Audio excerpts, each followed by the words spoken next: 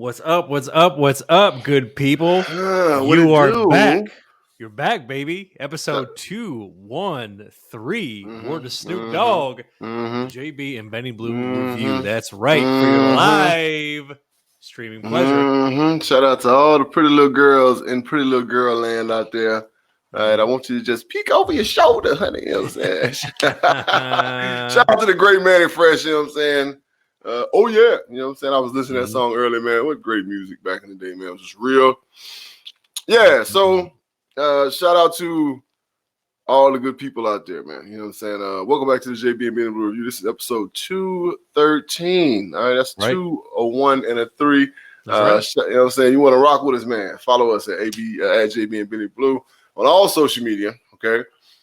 Get with us, you know what I'm saying? We usually follow back, you know what I'm saying, unless you're trash, you know what I'm saying? And we don't know that you're trash, you know what I'm saying, in the beginning, but, you know what I'm saying, if you show yourself to be trash. They prove it. They prove themselves. Oh, they do. Yeah, it's only so long, you know what I'm saying? You know the rest. All right, so follow myself on my personal page at 73KingJB73 and the man himself, Benny, at Benny Blue Eyes, you know what I'm saying? Yeah, that's at IGs. You know what I'm saying? You can find content for our personal. Of course, you know what I'm saying? You can get with us on Spotify, Apple Podcasts. Like, share, subscribe, man. We like them 5-star reviews. You know what I'm saying? Tell your friends about us. You know what I'm saying? Make sure everybody knows that we out here. You damn right. We're available on casualsports.com. We live stream radio in the beautiful city of Phoenix, the greater city of Phoenix, the Valley of the Sun where I reside, and of course, the Valley Hot. You better know that. The Believe Podcast Network. We appreciate you all and all our brothers and sister podcasts. We love y'all. You can mess with me on Tuesday nights, man. The Burning Bridges podcast is live stream at 6:30 p.m. Pacific Standard Time, 9:30 Eastern Standard Time on Twitter at AAT Sports _ and at AAT Birds. That's all about the Birds family. You know what I'm saying? Yeah, we sponsored by the Valley Boys Association clothing line, man. Go to valleyboysassociation.com and use the promo code podcast22. That's all caps. All right. For 20% off your order at checkout, man. They got hot gear, man. These young cats come with some fire. Listen, I gotta get some stuff special made for my birthday, you know what I'm saying? Ooh, look at this. They're talking about the Valley Hot. Ooh, wee. Because the Valley Hot, baby, you know what I'm saying? Like, man, it's what it is, you know what I'm saying? These cats is crazy. I can't wait to rock. I'm literally, Benny, I'm gonna be rocking all Valley Boys Association shit all summer, right? I'm gonna be a walking billboard for these young cats, man. I love it. I'm gonna be out in LA with it. You know what I'm saying? I love it. Most likely be out in Miami for my birthday with it. You know what I'm saying? You know how it go, man. Also, man, we sponsored by It's what is it? How does it say? It's timtobuy.com. It's timtobuy.com. You're looking for a new whip, you know what I'm saying? Pre-owned vehicle, new, don't matter. Text all caps review to 515-444-7003 at It's Tim to Buy on Instagram. You know what I'm saying? Rock with us, man. I got Tim to get you what you need. You know what I'm saying? He's your pusher. You know what I'm saying? When it comes to these whips, all right? But other than that, man, you know what it is, man. Get with us, man. Hate mail, love mail, don't matter. Questions, ideas. JB and Benny Review at gmail.com.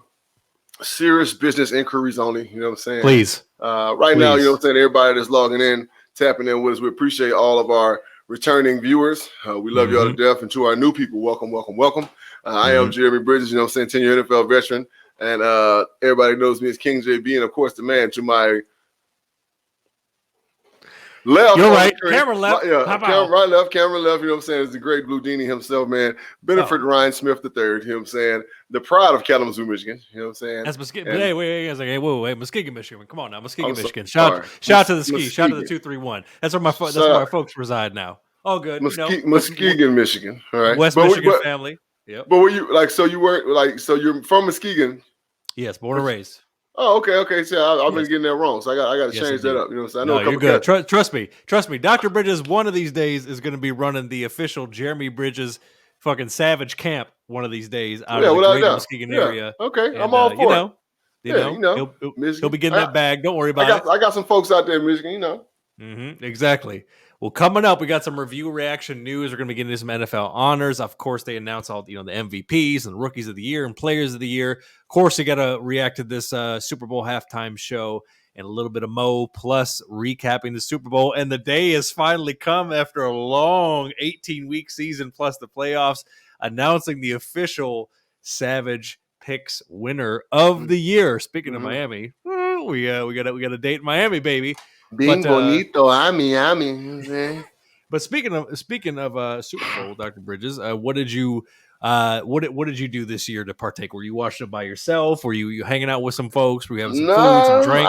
I slid down to shout out to Founding Fathers. You know what I'm saying? Founding Fathers Kitchen at the bar. My man Mark owns it.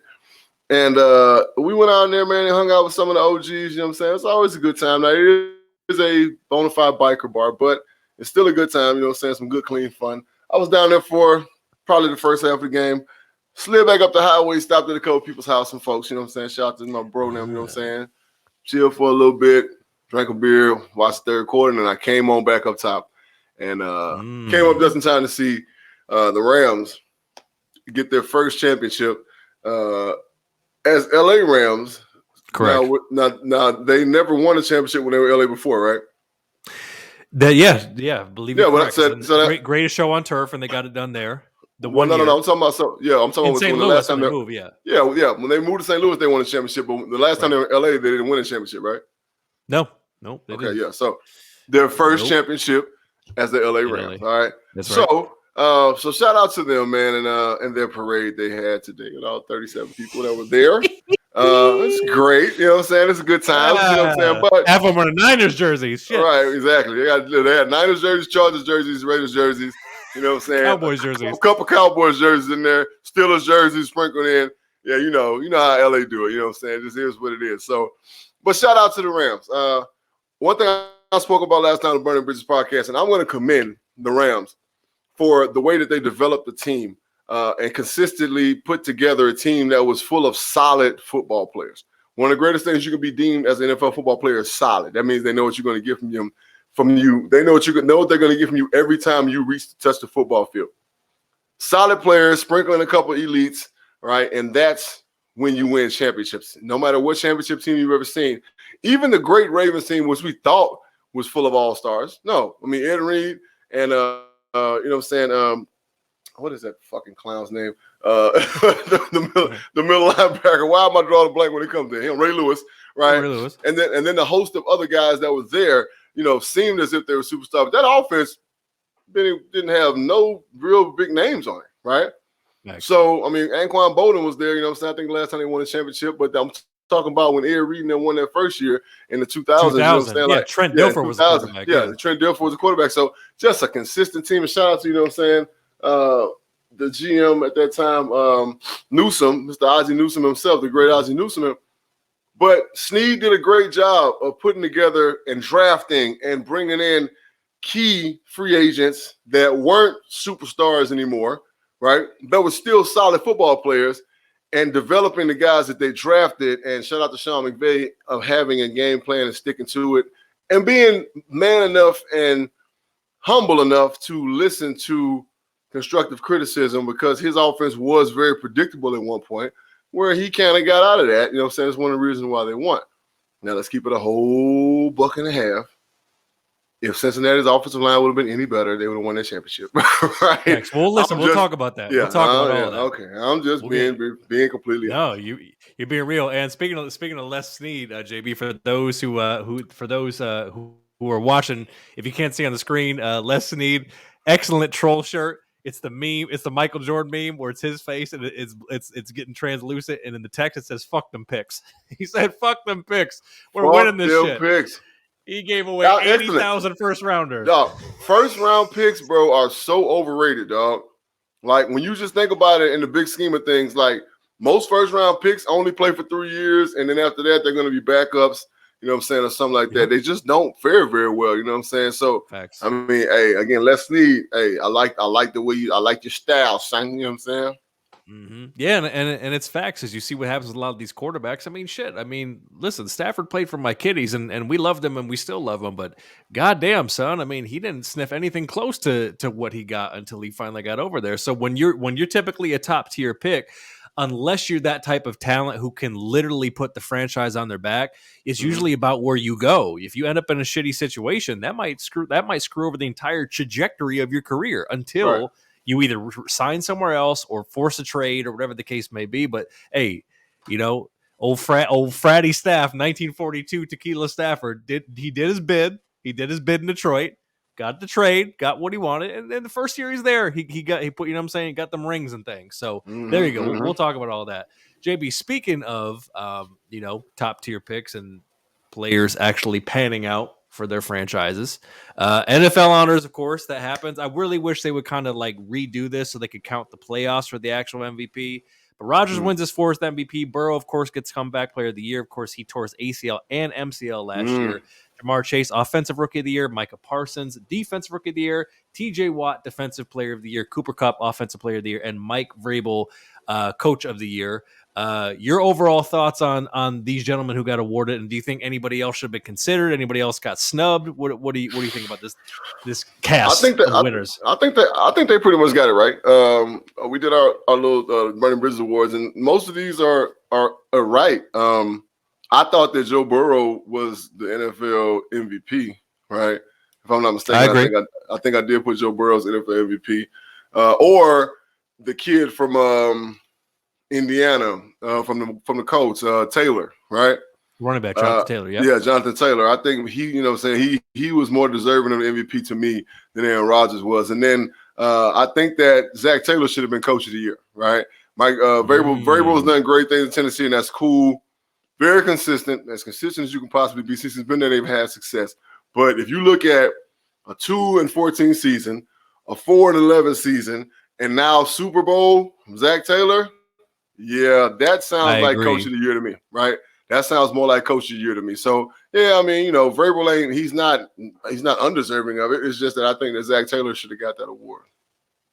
Yeah, and it's kind of like that. That brings up the point. They should be doing this after the season. They should be taking into consideration the playoffs, because if you see what Zach Taylor did, I mean, they put out the Titans, and Vrabel is an excellent coach. Don't get me wrong, but they've been there and they haven't been able to get over the hump. They've never got over the hump. Yeah, you just eloquently explained why Zach Taylor was deserving of the award. And to your point, I agree.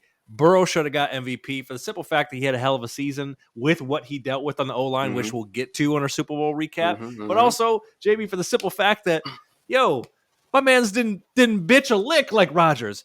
Rodgers was bitch moaning and complaining every single moment of this fucking season. Man, listen, every single moment. It's something like that. And this is kind of the argument about some of these awards, accolades that the NFL has to offer, and we're going to get into the Hall of Fame, of course, but it's like a lot of guys get grandfathered into this because, their name is bigger, it's just not cool. The award, I ain't like the coaching job, should go to the most qualified and the best man that's positioned that has had the success, and the man that's going to be put in a position to have great success with that squad. So, yeah, it is what it is. Well, I'm going to cut a little promo on some Blues Got Time later about having that Hall of Fame conversation way too early about players who are still active. We went in depth about that in past episodes, so make sure to run that back, JB and BennyBlueReview.com. But, JB, speaking of Hall of Famers saying real Hall of Fame shit, for the very first time, and this video came out a few days ago from Radio Row from Super Bowl and stuff, all the different former players there, and God damn it, JB, if it wasn't music to my ears, and I know it will be to your ears, your personal friend of the show, a gentleman that and you have a jersey of, Emmitt Smith, had a amazing point for all Cowboys fans out there about the current crop of Cowboys and how Cowboys players and fans alike have a way of, riding the wave of the glory days. Let's share this video just to see exactly what he said, because I think he said it to an F and T better than anybody who's ever put the big star on their helmet ever has. Nice. Check this out. Emmitt. You go, Michael Irvin was very critical, but it comes from a place of love of the starters and how the stars and how they didn't show up in the big game. What would be your advice to Dak, to Zeke, to CeeDee, to all those guys on the offense, and how they can go ahead and show up when it counts? The one thing I would say to any young player, including the ones that you mentioned, is you're not a star yet. Ooh-wee. You're not a GOAT yet. Ooh. And you're not great yet. You have to win championships in order to become all of that. Talk to him, Emmitt. Yes, you're on the most visible football team in the entire world. True. And you're playing with a great organization. But your greatness is when you finish. and you finish well. In order to become a legend, you have to eliminate all of these things that we're talking about. Period. Outside of that, you're gonna be living in the shadows of what came before. Finally. JB finally. Someone who actually put on the Dallas uniform finally says what we've been saying for the entire effing podcast. To an F and T. Y'all have not done shit yet. Emmitt gets the slow raise the roof, one of my favorite celebrations. Thank you, Emmitt. Finally, you said some shit that makes sense. He's right. Benny, he is correct. Like Cowboy fans, of course, saying love living in glory days, but these players, and that don't just go for the Cowboys. Let's be completely honest. Right. Kyler Murray, I hope you heard that, right? Yeah, I'm taking it there, right? Because I've been very critical of Kyler Murray because of what he's did on social media, right? Son, you ain't did shit. 2 Pro Bowls don't mean a motherfucking thing, man. It don't mean nothing. That means you're very popular amongst the people. That's all it means, right? That means your name is said a lot. So people hear your name a lot, so they vote you to the Pro Bowl, right? You've had flashes of greatness, right? You've shown that you can do great things on the football field, but greatness is birthed from consistency, right? Point blank and period. Greatness is birthed from consistency. You can literally TM that. That's mine, right? I started that. I said that. I ain't never heard nobody say that, but that's real. I'm gonna say it again. Greatness is birthed by consistency, right? There's never been a great who hasn't been consistent in what they're doing. None of these cats nowadays, and everybody want to be they're the greatest this and the greatest that. Even Cooper Kupp. Cooper Kupp had one fucking phenomenal year. Great. Is he the greatest NFL receiver right now? Arguably, yes, right? But it's 1A, 1B between him and Devontae Adams, to be honest, right? So he's got to show up next year. And you got to show improve next year. You got to show improve every time you put that damn uniform on and represent for that fucking logo on your helmet. So Emmitt has a great point. But that's not just to the Cowboys. That's to all these young players because all of them think that as soon as they make a hell of a play, like they think that they shit. Michael Parsons, you had a great year last year. But guess what? People know how to block you now. They know what you're capable of now. So what you going to do next year, right? Yeah, that's real. Good. Hey, shout out to Emmitt, man. Shout out to Emmitt. He put it so perfectly. So Cowboys fans, I know it sickens your stomach not to be able to ride that wave from 95, but the guy who was actually there and part of it is literally telling you to your face, a huge, gigantic part of it. Like probably couldn't have did it without him. Type part. Oh, 100%. Facts. Yes, especially how offense was run back then and how it ran through Emmitt. Oh, 100% without a doubt. Speaking of not doing just enough yet, JB, we cut a promo here in the last week or two. Well, it happened. Old Khaki man agrees to an extension through 2026. But the main question is, and no details have been released at the time of this fine broadcast, do you think the buyout is going to be large enough to prevent him from going back to the NFL? What do you think is happening with this whole, I'm with the Vikings, but now I'm going to leverage this to get to the extension, which I think is only one more year than what he had anyway. So he claims he's never going to, JB, he claimed he's never going to do it again. He's never going to flirt with the NFL again. Man, look, as soon as another opportunity come along, Jim Harbaugh ain't worried about no goddamn money, bro. You know what I'm saying? The Michigan done paid him so much goddamn. He done made more money in Michigan than he done made anywhere, right? So he ain't worried about no money, right? He did that so that he can keep kids coming to Michigan, right?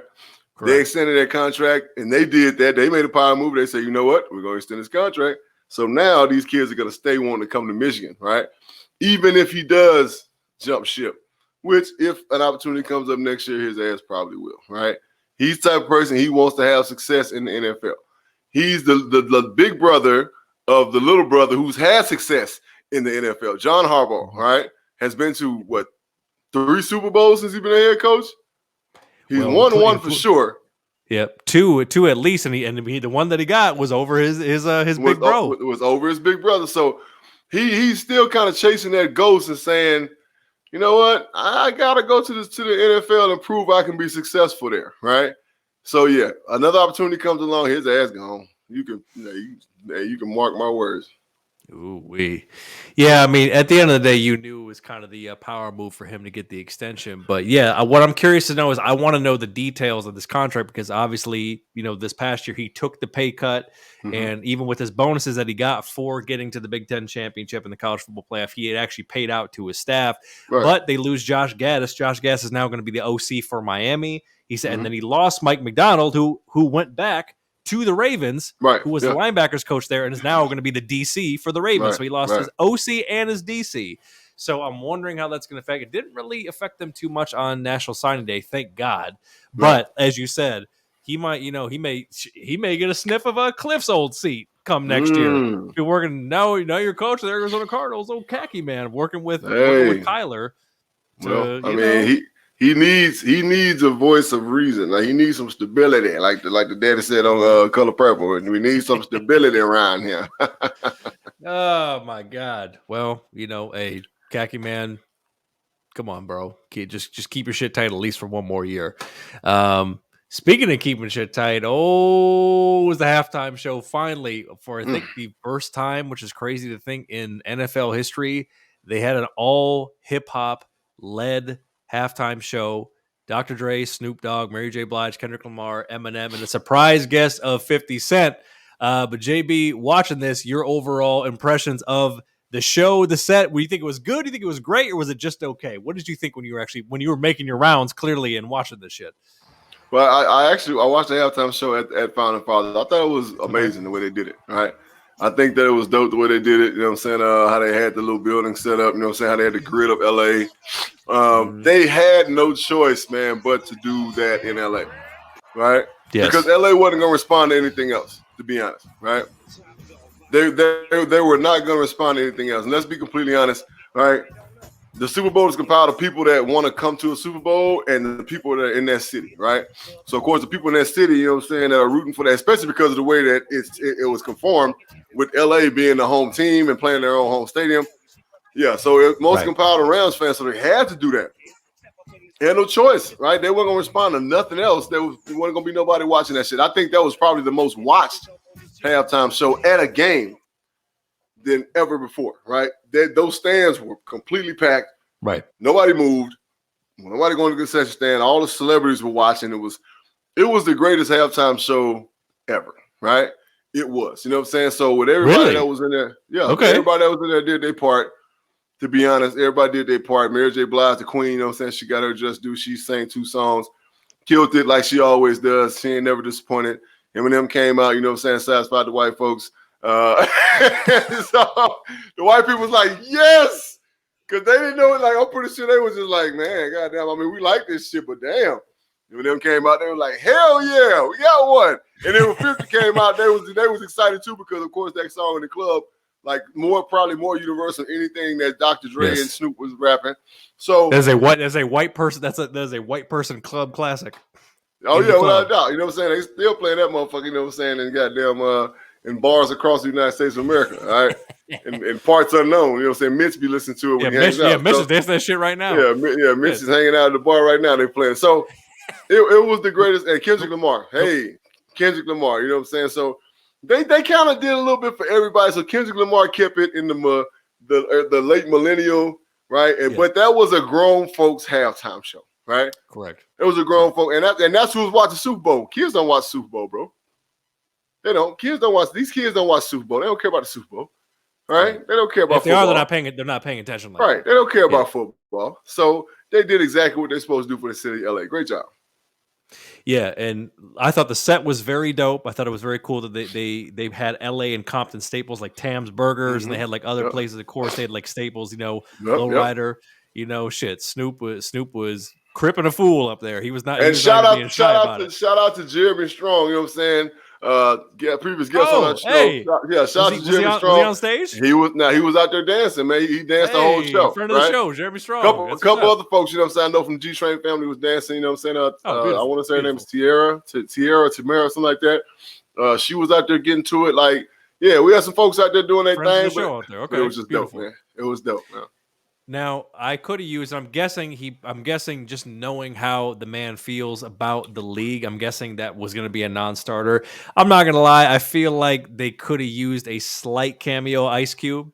If Ice Cube came out and just did like 30 seconds of "It Was a Good Day," I thought that would have been like the icing on the cake. I thought that would have been perfect. I'm glad they didn't do any fucking holograms. I was hearing rumors of Tupac hologram and Eazy-E hologram. That would have been rough. But I think I agree. Cube should have been in that thing somewhere. He should have been a special guest. Came out and did "We Be Clubbing" or something. Yeah. You know yes. So like West Side Connection. Something that thing would have been righteous. Yeah, but now but you said it though. I do want to follow up on it. Do you feel? And we've even despite it being very lean on the hip hop side, you feel this is the greatest halftime show ever? Yeah. I mean, I can't. That's factoring in Michael Jackson and Prince.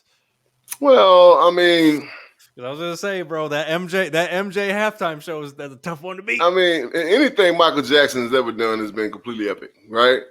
But at the same time, again, it's like Mike. Everybody loves Mike, but does everybody really love Mike? You know what I'm saying? But you want to talk about universal appeal, though? That's global. Oh yeah, no, especially at that time. Global. Oh, at that time, right. Michael Jackson in the Rose Bowl. At that time, yeah, that was great. But as far as like just the overall show, something for everybody, I think this was the greatest halftime show ever. I thought it was excellent. I think I would put it at very good. That's where I would rank it. Would be at very good. By the way, I see a lot of comedians, and a lot of comedians have been roasting other comedians for this. Relax with the 50 Cent jokes. I saw you even type of you even put some on your story about it. Cut it out. People don't realize one. That when 50 Cent, before he turned upside down, he did a pull up. He had to pull himself up to do that. He did a pull up, a tuck up, put his feet around that bar and hung down and started rapping. Then when he was done, he dropped the microphone, reached up, grabbed it, and pulled himself down. Yeah, he's a little bit bigger than he was 19 years ago, but I guarantee y'all fat asses can't get up there and do that shit. Come on, man. Like, everybody got jokes, bro. Like, everybody want to make jokes. 50 cents, 95 cents, 75 cents. Yeah. Right. The motherfucker rich, and he's in great shape still. You know, he might not be in the shape he was when he was boxing, but that's what the fuck he was doing before he started rapping. Right. 19 years ago. The man's 46 years old. That was when he was 27, and he was cut, and he's still swole. Right. So, cut it out, man. Fuck out of here. Cut it out, man, with all that.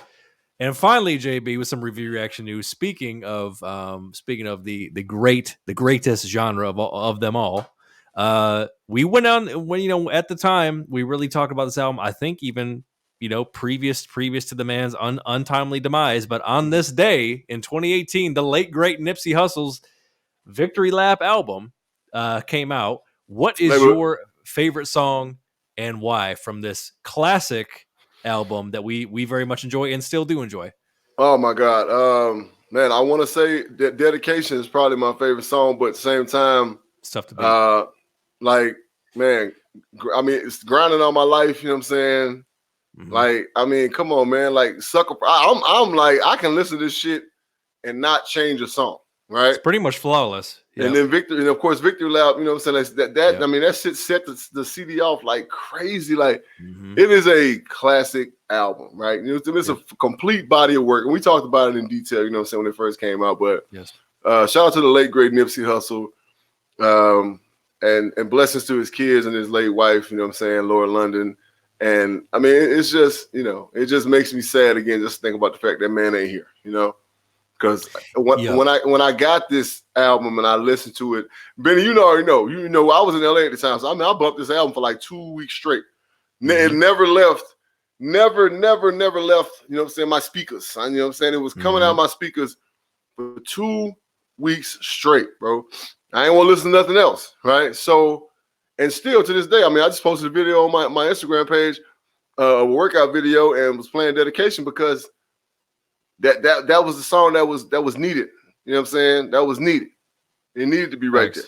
Facts. So, yeah, again, man, rest in peace to the late, great Nipsey Hussle, man. Shout out to the 60 Crips. Shout out to the Crenshaw District, you know what I'm saying? Shout out to Crenshaw High School, Big U, you know what I'm saying? All my folks over there. And, you know what I'm saying? Like, it's just, and all the bad that goes on over there, it's a lot of wonderful black people and positive black people over there. And I want to send them shouts out and make sure that people understand that there's a lot of great going on in the hood that just gets overshadowed by all the bad. Which he was working on, and I know is still going with his business partners, the Vector 90 project for young Black entrepreneurs in tech to be able to get funding and have an incubator system to be able to bring their ideas to fruition. Right. Just with the album, sold 53,000 first week, which, I mean, considering the era, it's still a modern era album. That's a lot. Number 4 on the Billboard 200, number 4 in the country, was nominated for Rap Album of the Year, should have won. I can't remember what won, but it got completely robbed, and it's went platinum. I'll tell you what, I know you're pretty similar to me, where on the workout playlist, you want to keep it fresh and you want to keep new stuff on there. But there are certain staples, there are certain classic or recent songs that you can't remove them from the playlist. They got to stay on there. And I'm telling you right now, on my workout playlist, Victory Lap, Dedication, Hustle and Motivate, Status Symbol 3, and Grinding on My Life are still on my workout playlist. And since this album dropped, my favorite song fluctuates for me. It was Dedication. It still very much is, but honestly, I don't know. There's something about Status Symbol 3. Because number one, Buddy's feature is excellent. I think he did all 3 with Buddy, who's another very dope LA artist. But something about Status Symbol 3 just kind of hits right now. But like you said, almost it's basically forgot what I was doing. Yeah, that like that right there, like, you know what I'm saying? I say that shit a lot. You know what I'm saying? Out of my mouth, and it's just in my mind, I think to myself, like, you know what I'm saying? Damn, I almost forgot what I was doing. I almost forgot what I was thinking. What the hell was I doing? Hey, look, yeah. That's my shit, bro. Classic you know what I'm saying? Classic shit. Rest in peace to Nipsey, and obviously the music and his legacy will live on forever. We appreciate you guys, whether you're tapping in, to Washington, Oregon in podcast form. Make sure to follow us at JB and Benny Blue. And of course, if you missed live stream, all good for now. In the coming weeks, the announcement's coming soon, but you can check us out on Spotify and Apple Podcasts. Like, share, subscribe, 5-star rating, all that fun shit. Casualsports.com, streaming out of Phoenix and the Believe Podcast Network. Our guy Flex will be on next week. All you Suns reviewers don't want to miss it. We're talking Suns, we're talking NBA trade deadline, the whole shit, All-Star break, going into playoffs, everything NBA. We're going in, of course, tapping with JB on Tuesdays. Burning Bridges live streaming there on Twitter, 6:30 Pacific, 7:30 Mountain Time, 9:30 Eastern Time, AAT Sports _ and all about the birds. Family and sponsors, man, you see it. You see the goddamn signature. Valley Boys Association. Go to valleyboysassociation.com. Boys. Use code podcast22 and get 20% off your order at checkout. And of course, tapping with our guy, Dr. Tim Tinkle, the official Lakers correspondent. It's timtobuy.com if you want a new or pre-owned vehicle, whether you're in Iowa, the greater Midwest area, wherever you're at. Text review to 515-444-7003, and he will hit you right back to get you into the car of your dreams. And make sure to follow him at It's Tim to Buy on Instagram. All right. Well, we reached the end of the road. Word to Boys to Men. And we got to get into it. Recapping Super Bowl 56. Them Rams defeat them Bengals here 23-20 in LA. Cooper Kupp wins MVP. Burrow had a TD, but he was sacked 7 times. He also was playing on a strained MCL. Good God almighty, they got to improve that line in the offseason. Old Fratty Stafford had 3 TDs, but two picks. Basically a very Matt Stafford game, if you think about it. And OBJ tears his ACL, the same one for the second goddamn time. Ooh-wee. So, JB, your overall, you were talking about a little bit here in the beginning, but your overall assessment of the game as you moved around and watched it, baby. Again, if Cincinnati's offensive line was any better, Cincinnati would have won this game. I think that they had every opportunity to win. Even towards the end, they still had opportunity to win. 7 sacks of Joe Burrow. You know what I'm saying? Him getting hurt and refusing, like you say, he's playing on strained MCL, refusing medical attention. Like, man, whatever. I got to finish this game. Excuse me. The kid is amazing. Let's not forget, Jalen Ramsey got his ass flamed on the entire game. Yeah. All right. Nobody likes to talk about that, but everybody wants to joke about Eli Apple. But Jalen Ramsey, their top cornerback, got his ass destroyed all game. Jamar Chase, had a game. I think it was worse than Eli Apple, honestly. Yeah, it was. I mean, Jamar Chase, the only thing about it is Jamar Chase wasn't getting in the end zone, right? And then Eli Apple gave up a touchdown, to Cooper Kupp at the end. I mean, but let's be real. Jalen Ramsey got his ass did in, the whole fucking game. But shout out to the Bengals, you know what I'm saying, and the work that they were doing, and you know what I'm saying, they put in work, you know what I'm saying, right there he got his ass did in, you know what I'm saying, Buddy Debo his ass, the uncalled face mask to give him a little bit of credit. That was the uncalled face mask. Fuck out of here, you know what I'm saying? They were letting them play the game. They were letting them play the game rough and raw the whole game, for real. They was playing the game rough and rugged and raw the whole game, and like the great Tony Dungy said, and I'm glad he said it because he's a man of integrity. He's a man who has, you know what I'm saying, the opinion that he has the right to have that opinion. The referees pretty much let everything slide until the last minute or so of the game, right? With 55, the linebacker got called for that pass interference. That was some great, pure coverage, point blank period, right? Then they got saved and they had to call it again, you know what I'm saying, to make sure that the Rams got into the end zone. Let me start talking about, you know what I'm saying, conspiracy and all that shit. But bottom line is this, right? If Cincy's offensive line would have been better, Cincy would have won that game, period, right? Period, point blank period. Yeah. Is what it is. I mean, the Rams did what they need to do to win. I give them the credit. You know what I'm saying? They won the Super Bowl. They got their rings coming. But if Cincy's offensive line was better, they would have won that game, no matter what nobody thinks, says, or anything like that. Yeah, I agree. And I mean, it's interesting, when you actually, were watching the tape and if you're really intently paying attention. I know it's Super Bowl. It's obviously a different vibe than any other game. But really, neither team could establish the run. I mean, shit, if you look at the rushing stats here, Joe Mixon had 15 carries for 72 yards, and his longest run was 14. And then you look at Cam Akers, he had 13 carries for 21 yards, and his long was 8. They was busting his ass. Yeah, neither team could really. And by the way, people honestly sleep on the Bengals defense front seven. They're dogs over there too. They got better as the playoffs went along.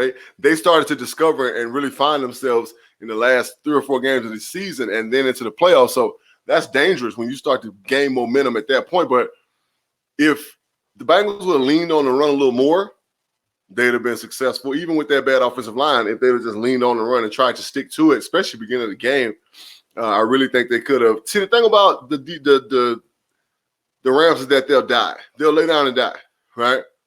Because they're a bunch of front runners. So if you pound their ass and just bust their head, and they don't play very well from behind. So I really think that Taylor should have been a little more aggressive with the run and play action in the beginning of the game. Run and play action in the beginning of the game. You know what I'm saying? Burrow getting out and running a little more, you know what I'm saying? And that way it'll slow that rush down, you know what I'm saying? Keep them from jumping around and, you know what I'm saying, so on and so forth, make them lane, keep their lane integrity. Like, this is like deep. This ain't football 1-on-1. This is football, you know what I'm saying, grad school football here I'm talking. So, yeah, I mean, but, if it was a fifth and everybody, quote unquote, is genius in hindsight, but I was saying this shit watching the game. So it's no big deal. So, yeah, congratulations to the Rams. Got that W. That's that.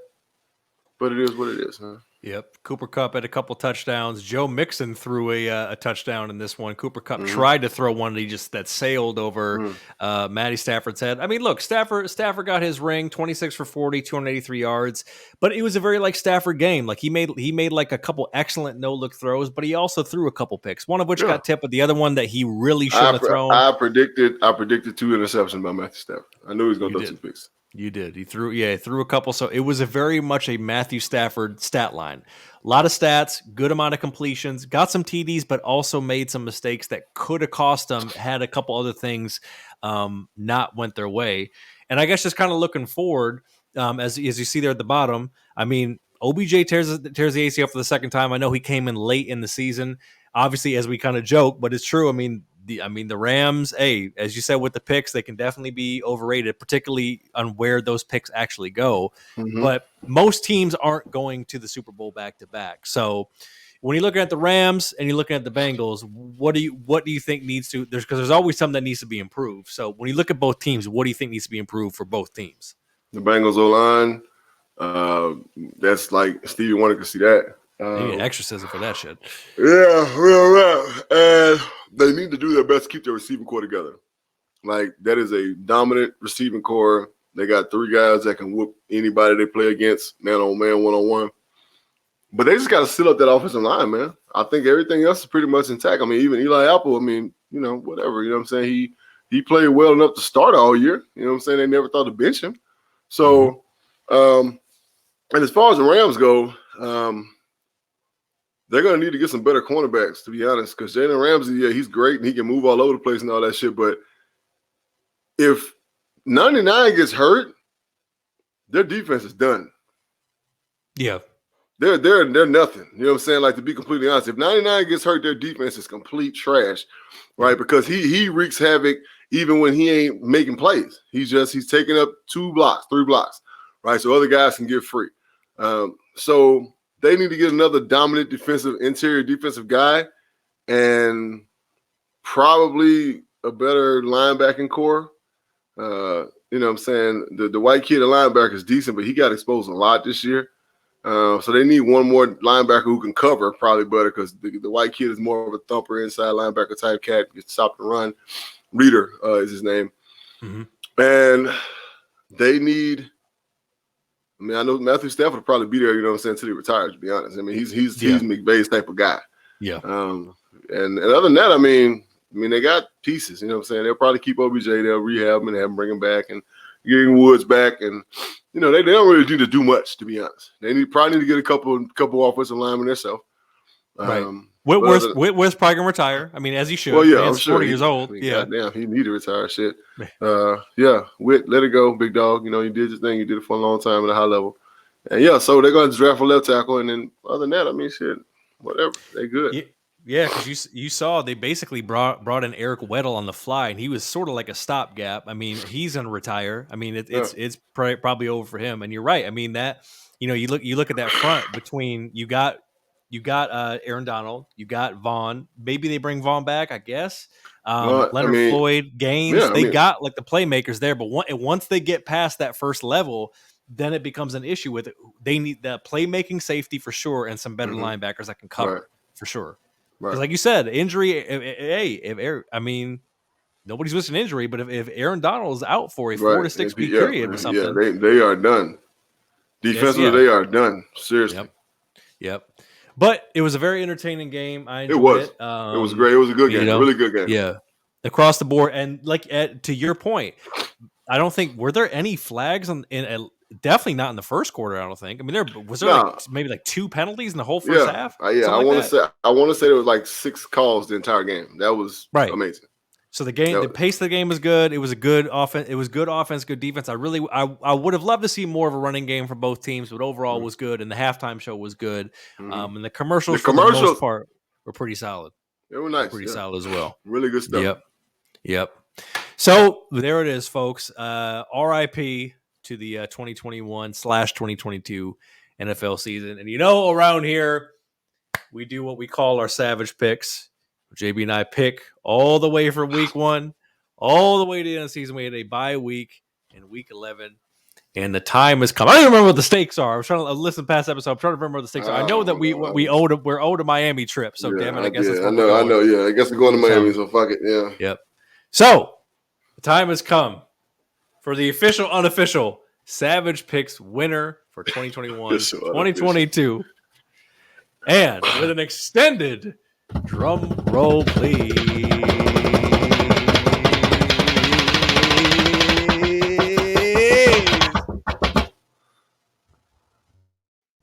I've done it again. 171, 99, and 1. JB is at 165, 105, and 1. Our best weeks were pretty close to each other. I went 14-1 in week 15. JB went 13-2 in week 17. Our worst weeks were oddly enough the same week. I went fucking 0-4 in the divisional. Good God Almighty! And JB went 1-3 in the divisional. Well, man, the most picked team was the Mafia. I thought it was actually the Packers of the Bucks, but turned out it was actually the Bills. The least picked team, well, wouldn't you know it? The team with the number 1 draft pick this year, it was the Jags. Yeah. I want to thank Dr. Bridges for being a gracious sport in the many years that we've been doing this. Our Savage Picks. JB took some risks. I took a few risks, of course. Me betting my kitties that added more L's than it did wins. I wish his Cardinals would have held up at the end of the season to make good on some of those picks. Right. But nonetheless, it was a fun season. This is I actually really, despite how my squad did, I kind of knew it wasn't going to be that great. But honestly, JB, just obviously this is our peak time of the year. This is our favorite time of the year. Just your overall feeling and thoughts toward the 2021 NFL season. How did you feel about this year of football? Just overall. I think it was one of the most competitive football seasons ever. Right. I agree. It was very unpredictable. It was extremely unpredictable, especially in the playoffs. Right. And then, but it was just a great competitive football season. A lot of I don't think there were any bad games, and that's the greatest part. And I said at the beginning of the year, I said it's going to be the most competitive season of football in a long time, and it was. And it was very entertaining. So to the football fan, Monday night, Thursday night, Sunday night, all these games were good, right? And I think this is probably, if we go back and look at statistics, this is probably the one season that more games than any football season has ever been, where games have been decided by a touchdown or less, right? Yes. Overtimes, like on Monday Night Football.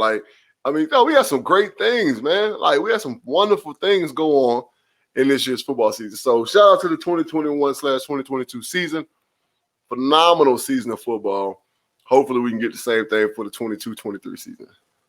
Yeah, and I think what made it excellent, honestly, is I think across the board, for the most part, I think we saw a lot more consistency from a lot of these teams in all three phases, right? Because I think up until this year, obviously football is usually just good as a baseline, but I think it was better because I feel like now where you've seen these last few years with like the Patrick Mahomes and these high-powered offenses, it almost seemed like the defense was like lacking in a lot of ways. Whereas I think this year, I feel like defense is finally kind of caught up to the tape, so to speak. And we saw some good special teams play as well. And also, the Bungles are living proof. The NFL has more parity and opportunity to win than any other professional sport in the world. Without so doubt. if you think your franchise is trash now, Jaguars, Jets, whoever, don't worry. You make a couple right moves, you can be sniffing a Super Bowl with literally within 3 years. You saw what happened with the Bengals. Watch out for them kiddies, bro. You know what I'm saying? With y'all boy, y'all got a head coach. Yeah, now we got the culture. Now we just need the players. Y'all gonna be dangerous next year. You know what I'm saying? Go playing in Detroit gonna take on a whole new meaning. Yeah. I'm glad we ain't got y'all next year. Shit. The record speak. As the reviewers know, since we started this podcast, the kiddies have had the Burgang's number. Outside of one tie. Shit. Oh man. So yes, I really enjoyed the season. I'm sad it's over, but hey, we haven't talked about it in our patent production meeting, but we're getting another crack at spring football, JB. We're getting the USFL. 10 teams, I think. 8 teams, 10 teams? 8 teams, 10 I think, teams. yeah. 8 10 teams. teams? Yes. Yeah. USFL, follow our advice. I know JB has said as much as well. Please become the G League for the NFL. Do not try to compete with these MFs. Right. Don't rival them. Yes. Just be the little brother. You know what I'm saying? Be a supplemental league for them. Yes. Right? Please. Because that's what's gonna make the NFL that much better. It's gonna continue to get y'all money. It's gonna keep y'all alive. Yes. Right? People are gonna look forward to it. Yeah, people are gonna look forward to it. Right? And it's football. And keep it real. Make it real football. Don't be trying to do dumb shit and be like, we're gonna do this with the 10-yard line and kick off. Nah, fuck all that. Right. Make football. Right? Be a supplemental league for the NFL, and it's gonna be a great thing. I'm excited about it. Yeah, me too. Get in bed with the NFL so these practice squad players can actually play for real and develop, and that's only going to raise the product for the NFL. Yeah. That's only going to make shit Talking better. about making shit more competitive. NFL Europe. You've always talked about NFL Europe. I miss it, man. I swear to God. Like, you know what I'm saying? It was so great. It was so amazing. And finally, Jay, before we get up out of here, right 2 seconds after the season's over, we were talking about it in the intro. People always got something to say about the Hall of Fame conversation after somebody, Aaron Donald's going to retire. Is he a Hall of Famer? Is he a Hall of Famer right now? Look, man, I've had quite enough of this. Richard Sherman, who's not one to shy away from his opinion, was unloading his about saying the man was undeserving of Hall of Fame. And at this particular moment, you can make the case. Retire today, yes. But here's the dumb shit about this. The man is going to play for probably 4 or 5 more seasons. And I get it. He's cutting a promo saying, the bar for the Hall of Fame is incredibly low. Yeah, but here's the problem with that, Richard Sherman. It's because of people that they let in before this generation of players, right? He's saying, oh, he did nothing spectacular. He's a microcosm of his career. Did good, not great. Made a few wild passes, made a few facepalm passes. That's definitely true. But the reality is, with where he's at with numbers, is that he's going to crack top 10 in many of these quarterback categories. And what if he goes on to win another Super Bowl or another Super Bowl, right? What if he gets into that? So based on what you're saying, yeah, it's true about how the measuring stick is compared to other decades where it wasn't as of a pass-happy league. I get what you're saying, but the reality is your point isn't exactly well taken, because you're talking about the way the NFL has shot themselves in the foot with the Hall of Fame, or the Pro Football Hall of Fame, I know it's separate from the NFL, has shot themselves in the foot in regards to the criteria that we've talked about with the Eli Mannings and Big Ben on this show about who they're letting in and who they're not letting in. So please, let's stop having conversations about who should be in the Hall of Fame and who's not with cats who are still writing their book. They're still writing their chapter, right? Like, if you want to say have the conversation about Brady 5 years ago when you know he was still going to play for a few years, yeah, that makes complete sense because he's been in the Hall of Fame. But the reality is, whether you're quarterback or whatever your position is, if you're on the fringe and you're still got years ahead of you, you still have time to make your case. So I get what your point is, Richard Sherman, but bro, get mad at the people who fucked it up for your generation and afterwards, not the guys who still might have a shot at being in the Hall of Fame once it's all said and done. And in the words of the great Forrest Gump, that's all I got to say about that. Well, what are your thoughts, Dr. Bridges? Is Matthew Stafford a Hall of Famer right now? No. If he retired right now, would he be a Hall of Famer? No. I agree. Trent Dilfer got 1 Super Bowl, right? Come on, let's be completely honest. He's not a Hall of Famer. If that's what the fuck we hang on our hat on, no. Donald McNabb is a Hall of Famer, right? I said on the Burning Bridges last night, there are so many cats that are in the Hall of Fame right now that should not be in the Hall of Fame right now. Mm-hmm. Not that they're not Hall of Famers. They just shouldn't be in there right now. So many greats that should be in the Hall of Fame before a lot of people that are in there right now. It has become a popularity contest. They have kind of made a mockery of it. The Pro Football Hall of Fame, it's like, I don't know. It's like if it's like a secret society, right? If you in a certain, woo, you know what I'm saying? Like, then yeah, you get an opportunity. Like, what? Like, this year's Hall of Fame class, I'm like,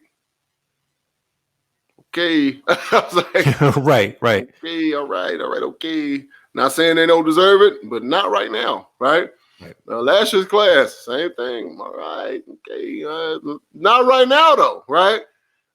So, I mean, it is what it is. They're going to continue to do what they do. We can have this conversation until we fucking turn blue in the face. But, yeah, like you said, it's been saturated. And that's the issue. It's been saturated, right? So now, if you're going to – how do you clean up the mess that you've already made, right? Mm-hmm. And it's truly a mess, right? I made last night a Terrell Owens, and I'm not banging on Terrell Owens, but Terrell Owens is a Hall of Famer right now. He shouldn't be, right? He shouldn't be. There's no way that Terrell Owens should have been a first ballot fucking Hall of Famer. Right. Yeah, it's like that's what it comes down to. The idea of the first ballot, right?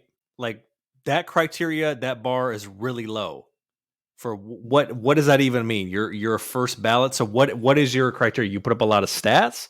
I mean, how did you actually affect winning? That's the part that kind of trips me out as far as the criteria for getting into the Hall of Fame. And it almost kind of goes back to the point of what we were talking about earlier with what Emmitt Smith was saying about the Hall of Fame, where it's like, yo, y'all haven't done anything yet. Like you throw these words around. He's goated, legend, all this type of shit. The bar for calling, and it's not even just football, the bar for calling somebody a legend is so fucking low. It's crazy, right?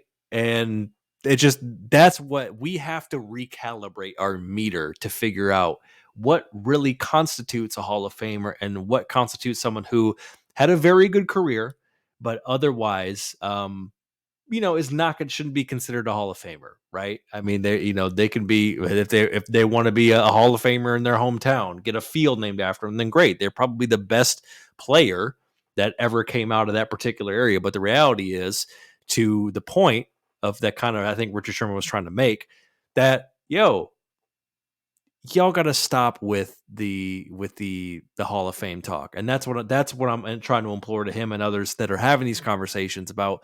Let these guys play out their careers. Well, that's it. We lost JB here on the stream here for now, but reviewers, we appreciate you so much. Follow us at JB and Benny Blue for all your social media needs. Make sure to follow us on our individual socials, JB73, King JB73, and me at Benny Blue Eyes. Of course, tap in on podcast form, Spotify, Apple Podcasts, like, share, subscribe, all that good shit. We are on casualsports.com, KSRNAZ.com, live streaming there out of Phoenix. And the Believe podcast, we got a whole slate of dope podcasts that you got to check out. Check JB out on Tuesdays. Boining Bridge is live streaming, 6:30 Pacific, 7:30 Mountain Time, 9:30 Eastern.